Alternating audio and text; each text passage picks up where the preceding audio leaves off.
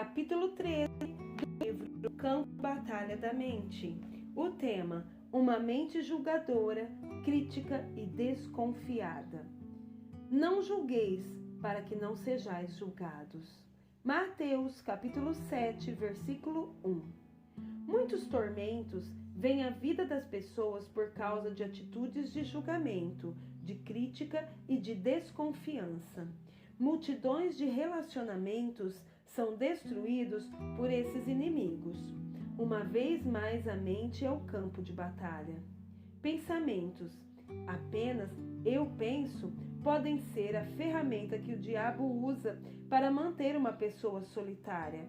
As pessoas não gostam de estar perto de alguém que precisa dar uma opinião sobre tudo. Para ilustrar, certa vez conheci uma mulher cujo marido era um empresário muito rico. Ele era geralmente muito calmo e ela queria que ele falasse mais. Ele sabia bastante sobre muitas coisas. Ela ficava zangada com ele quando eles estavam em um grupo de pessoas e alguém começava uma conversa sobre um assunto com o qual seu marido poderia ter contribuído inteligentemente. Ele poderia ter lhes dito tudo o que sabia, mas não o fazia. Certa noite, depois que ele e sua esposa haviam retornado de uma festa, ela o repreendeu, dizendo: por que você disse àquelas pessoas o que você sabia sobre o que eles estavam conversando? Você só ficou lá e agiu como se não soubesse coisa alguma.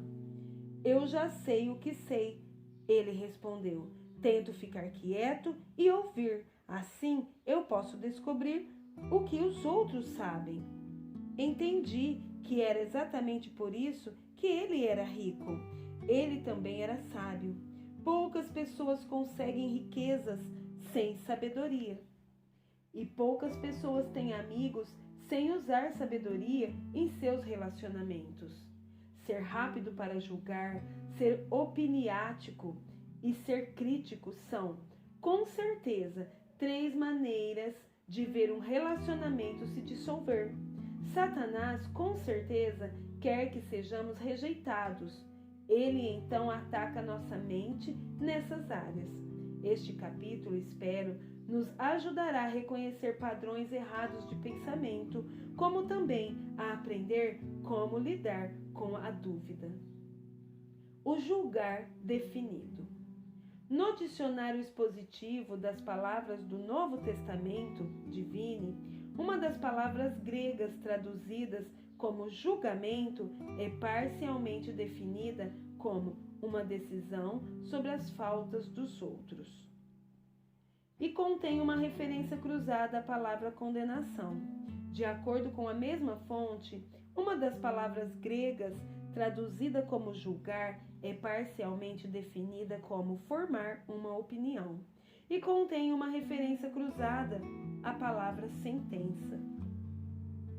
Deus é o único que tem o direito de condenar ou sentenciar. Portanto, quando fazemos um julgamento sobre alguém, estamos de certo modo nos colocando como Deus na vida dessa pessoa. Não sei sobre você, mas isso coloca um pequeno medo divino em mim. Sou bastante ousada, mas não estou interessada em tentar ser Deus. Essas áreas foram, no passado, um problema sério em minha personalidade. E acredito que serei capaz de dividir algumas coisas que Deus tem me ensinado que o ajudarão. Crítica, opiniões e julgamento parecem ser parentes, então vamos discuti-los juntos como um problema gigante. Eu era crítica porque sempre parecia ver o que estava errado em vez de ver o que estava certo. Algumas personalidades são mais propensas a essa falha do que outras. Alguns tipos de personalidades mais joviais não querem ver nada, exceto as coisas felizes e divertidas da vida. Então, eles não prestam muita atenção nas coisas que poderiam arruinar seu prazer. A personalidade mais melancólica ou a personalidade controladora frequentemente vê o que é errado primeiro.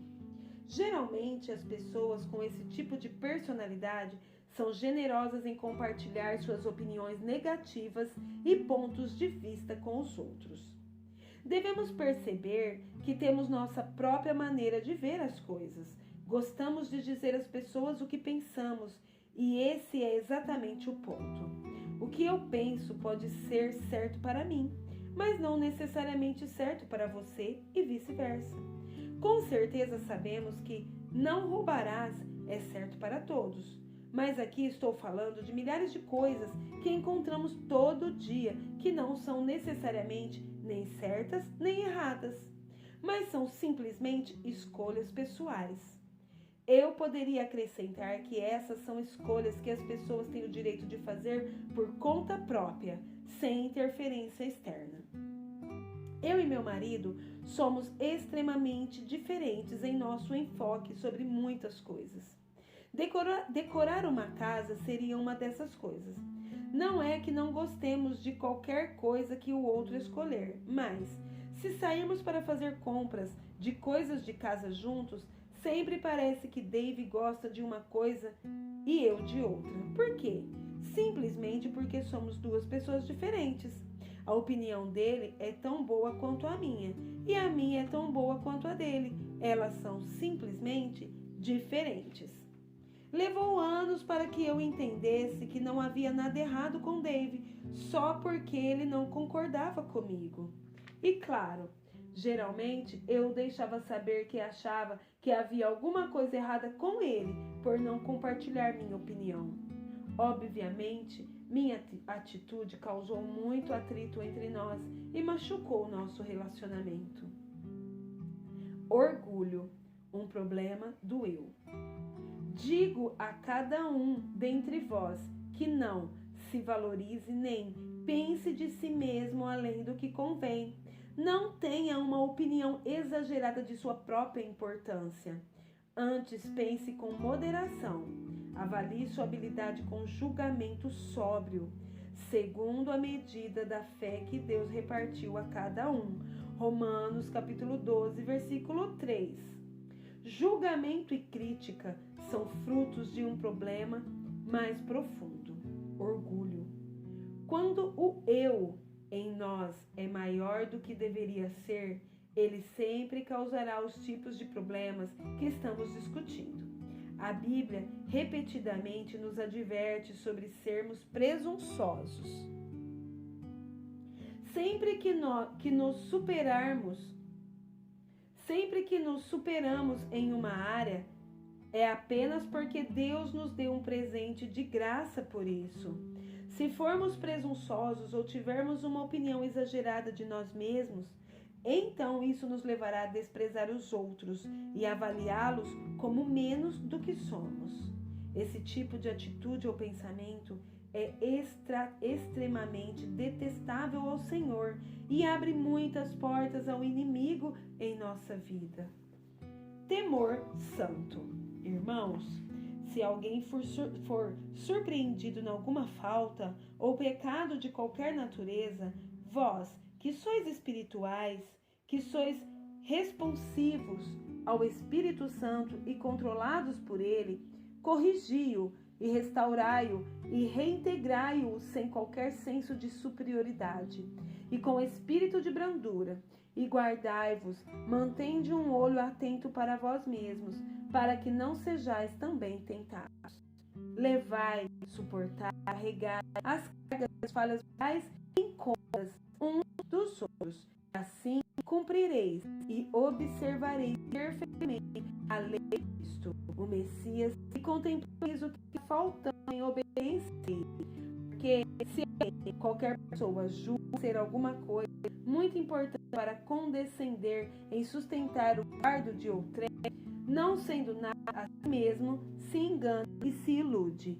Capítulo 6, versículo 1 ao 3. Um exame cuidadoso dessa palavra revela rapidamente como devemos agir pela fraqueza que observamos nos outros.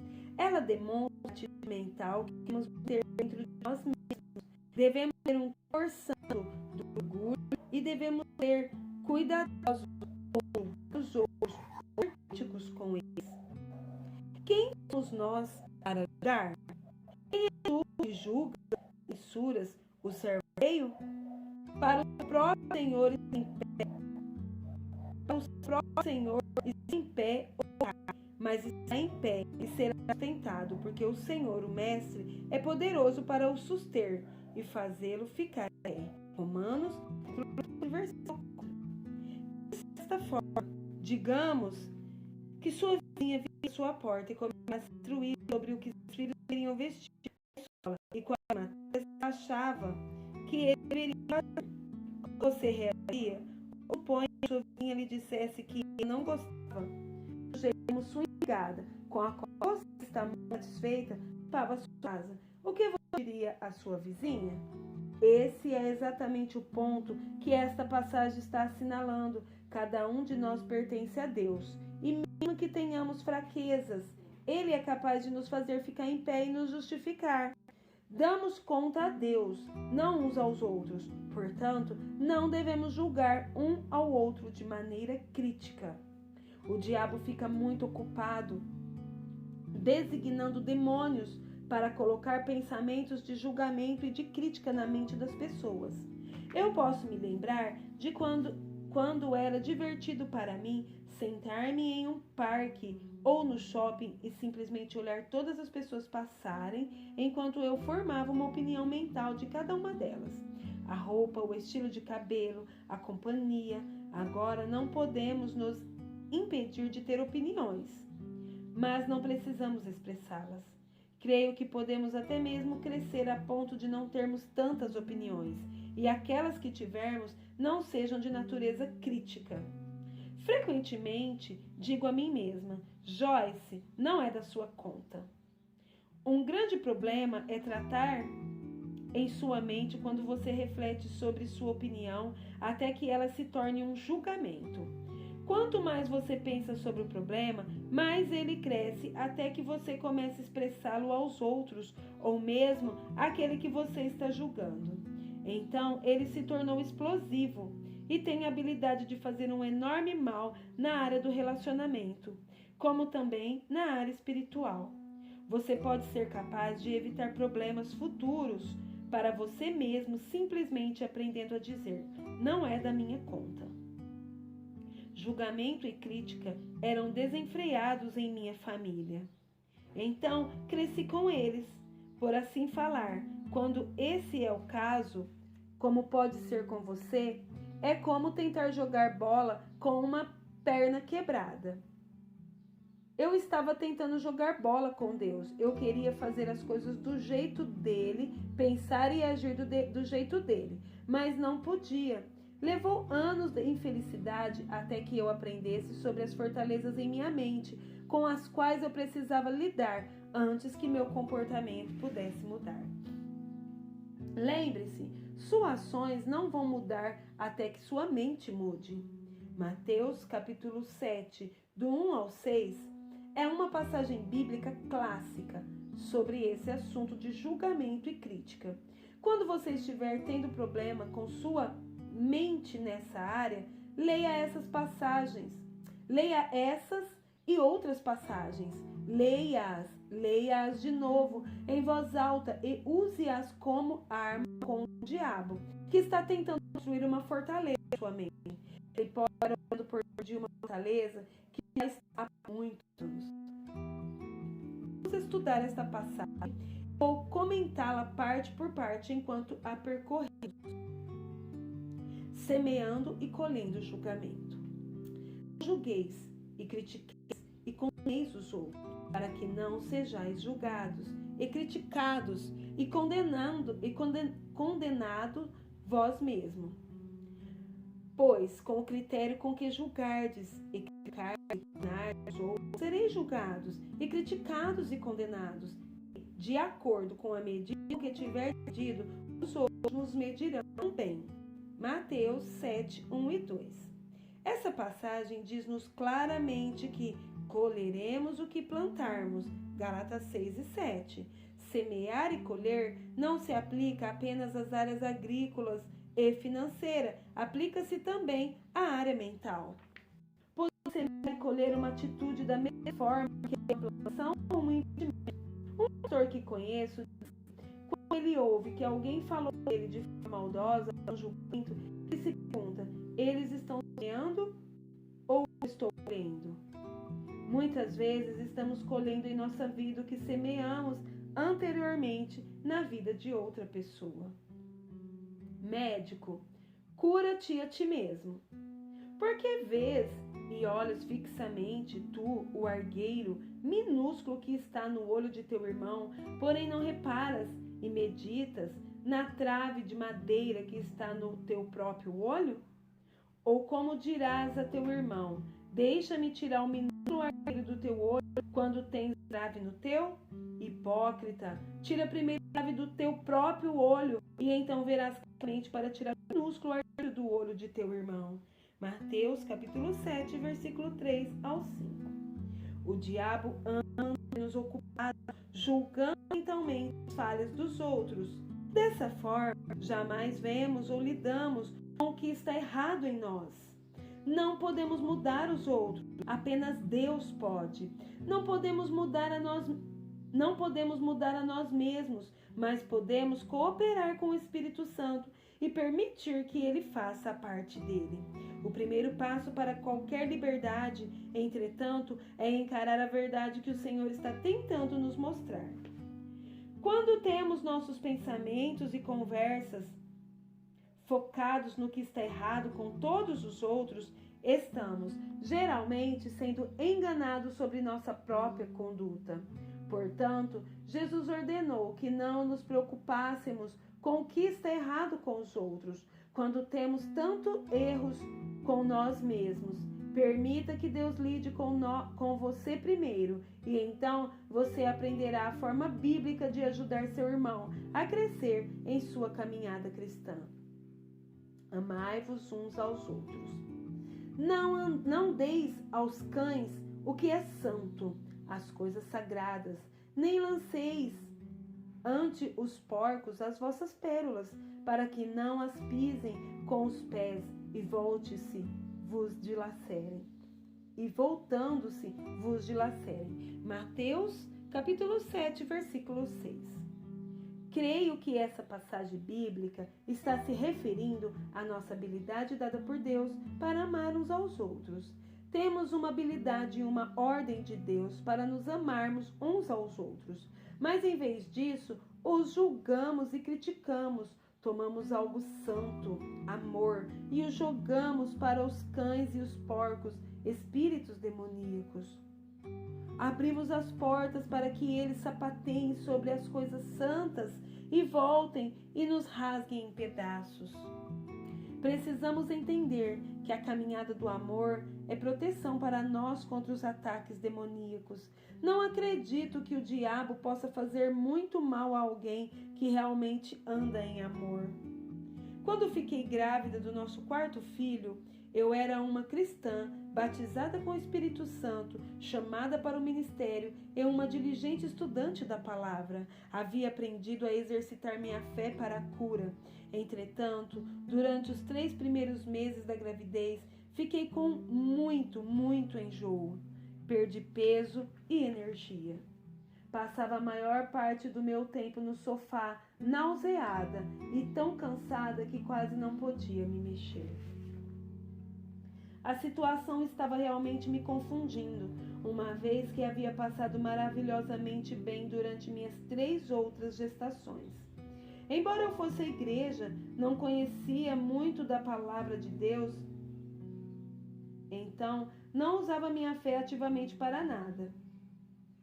Agora estava muito familiarizada com as promessas de Deus e mesmo assim estava doente. E nem mesmo muitas orações a Deus e repreensão ao diabo estava removendo o problema.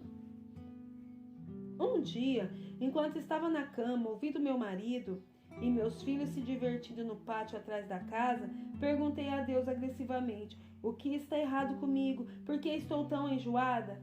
E por que não estou melhorando? O Espírito Santo me moveu a ler Mateus 7:1. Perguntei ao Senhor o que aquela passagem tinha a ver com minha saúde. Continuei sentindo que deveria lê-la de novo e de novo. Finalmente, Deus abriu minha memória para um evento que havia acontecido 2 anos antes. Eu havia dirigido um estudo bíblico doméstico ao qual compareceu uma jovem senhora a quem chamaremos de Jane. Jane frequentou o curso fielmente até que engravidou. Mas então se tornou difícil para ela comparecer regularmente porque ela estava sempre cansada e se sentindo mal.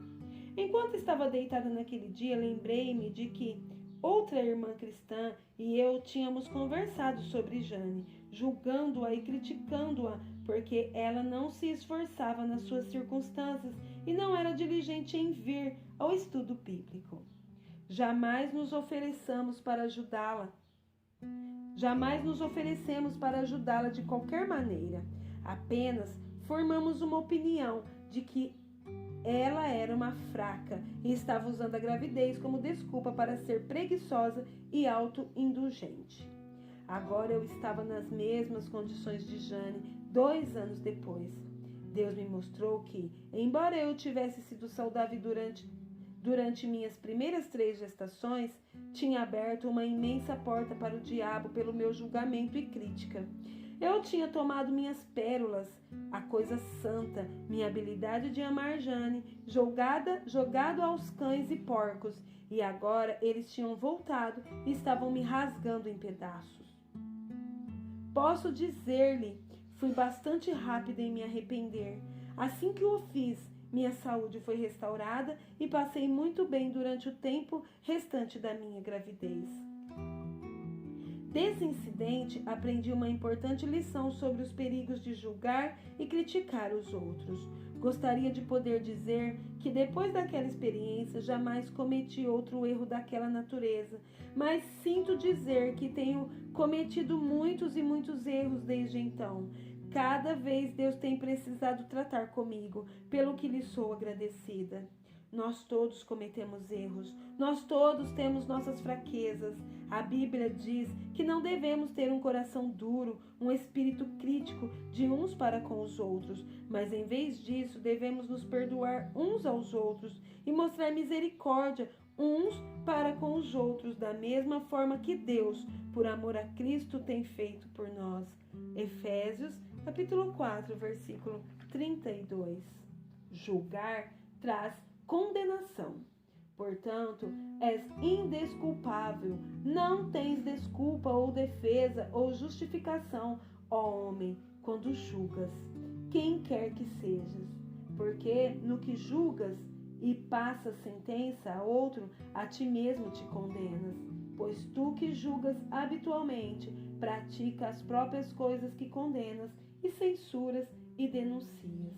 Romanos, capítulo 2, versículo 1. Em outras palavras, nós fazemos exatamente as mesmas coisas pelas quais julgamos os outros. O Senhor deu-me um exemplo muito bom, certa vez, para ajudar-me a entender esse princípio. Eu estava ponderando, porque nós mesmos fazíamos alguma coisa e achávamos perfeitamente correto, mas julgávamos alguém que o fizesse. Ele disse: Joyce, você se olha com óculos cor-de-rosa, mas olha para todos os outros com lente de aumento.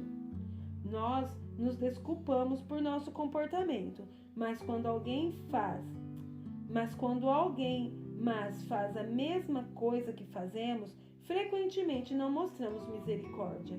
Fazer aos outros o que queremos que eles nos façam é um bom princípio para a vida. Mateus 7,12, o qual, se seguido, evitará muito julgamento e crítica. Uma mente julgadora é um ramo de uma mente negativa. Pensar sobre o que está errado com alguém em vez de pensar que está certo. Ser positivo e não negativo. Os outros beneficiarão, mas você beneficiará mais do que qualquer. Guarde o seu coração. De tudo que se deve guardar, guarda e cuida com toda vigilância o teu coração, porque dele procedem as fontes da vida. Provérbios 4:23. Se você quer vida fluindo para você e de você, guarde o seu coração. Certos tipos de pensamentos são impensáveis para um crente. Julgamento e críticas entre eles. Todas as coisas que Deus tenta nos ensinar são para nosso próprio bem e felicidade. Seguir o caminho de Deus traz fecundidade. Seguir o caminho do diabo traz decadência. Suspeite da suspeita. O amor tudo suporta, sob qualquer coisa, e tudo que venha está sempre pronto a acreditar no melhor de cada pessoa. 1 Coríntios, capítulo 13, versículo 7. Posso dizer honestamente que a obediência a esta passagem tem sempre sido um desafio para mim. Fui criada para ser desconfiada. Na verdade, fui ensinada a desconfiar de todos, especialmente se eles fingissem ser bons, porque deviam estar querendo alguma coisa. Além de ser ensinada a desconfiar dos outros e dos seus motivos, tive várias experiências desapontadoras com pessoas, não apenas antes de ter me tornado uma cristã ativa, mas depois disso também. Meditar nos componentes do amor e perceber que o amor sempre espera o melhor tem me ajudado grandemente a desenvolver uma nova forma de pensar. Quando uma mente for envenenada ou quando Satanás ganhar fortalezas em sua mente, ele precisa ser renovada de acordo com a palavra de Deus. Isso é feito aprendendo-se a palavra e meditando, refletindo sobre ela, murmurando-a para você mesmo, pensando nela. Nós temos o maravilhoso Espírito Santo em nós para nos lembrar quando nossos pensamentos estiverem indo na direção errada. Deus faz isso por mim quando estou tendo pensamentos de desconfiança em vez de pensamentos amorosos. O homem natural pensa: se eu confiar nas pessoas, elas se aproveitarão de mim. Talvez, mas os benefícios superam de longe quaisquer experiências negativas. Confiança e fé trazem alegria à vida e ajudam os relacionamentos a crescer até seu potencial máximo. A suspeita mutila um relacionamento e geralmente o destrói. A coisa mais importante a considerar é esta: os caminhos de Deus funcionam, os caminhos do homem não. Deus condena o julgamento, a crítica e a suspeita, e da mesma maneira nós deveríamos fazê-lo. Ame o que Deus ama, odeie o que Deus odeia, permita o que Ele permite e rejeite o que Ele rejeita. Uma atitude equilibrada é sempre a melhor política. Isso não significa que não devamos usar sabedoria e discernimento em nossa conduta com os outros. Não precisamos abrir nossa vida a cada pessoa que encontrarmos, dando a cada um a chance de nos triturar. Por outro lado, não precisamos olhar para todo mundo com um olhar negativo e suspeito, sempre esperando que os outros se aproveitarão de nós. Confie em Deus completamente e no homem discretamente. Estando ele em Jerusalém, durante a festa da Páscoa, muitos, vendo os sinais, maravilhas e milagres que ele fazia, creram no seu nome, identificaram-se com seu grupo. Mas o próprio Jesus não se confiava a eles, porque os conhecia a todos, os homens. E não precisava de que alguém lhe desse testemunho a respeito do homem. Ele não precisava que ninguém lhe desse evidências sobre os homens, porque ele mesmo sabia o que era a natureza humana. Ele podia ler os corações dos homens. João, capítulo 2, versículo 23 ao 25. Certa vez, depois que fui envolvida em uma situação desapontadora na igreja, Deus trouxe João 2, 23 ao 25 à minha atenção. Essa passagem fala do relacionamento de Jesus com seus discípulos. Ela diz claramente que ele não se confiava a eles. Ela não diz que ele suspeitava deles ou que não tinha confiança neles. Apenas explica que, como ele entendia a natureza humana, que nós todos temos, não se confiava a eles de forma desequilibrada.